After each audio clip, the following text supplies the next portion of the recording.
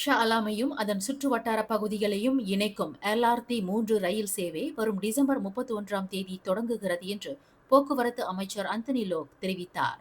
LRT ரயில் போக்குவரத்தின் நம்பகத்தன்மை மற்றும் பாதுகாப்பை உறுதி செய்வதற்காக இத்திட்டம் தற்போது இறுதிக்கட்ட சோதனை மற்றும் செயல்பாட்டில் உள்ளதாக அந்தனி லோக் கூறினார்.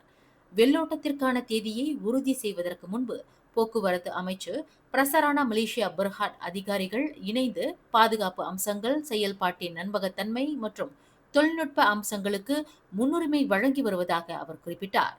LRT 3 ரயில் சேவை தொடங்கிய பின்னர் தொழில்நுட்பத்தில் எந்த ஒரு இடையூறும் இருக்கக்கூடாது என்பதே இந்த பரீட்சார்த்த சோதனையின் நோக்கமாகும் என்று அந்தனி லோக் விளக்கினார். மேலும் செய்திகளை தெரிந்து கொள்ள கீழே இருக்கும் பெல் பட்டனை அழுத்துங்கள்.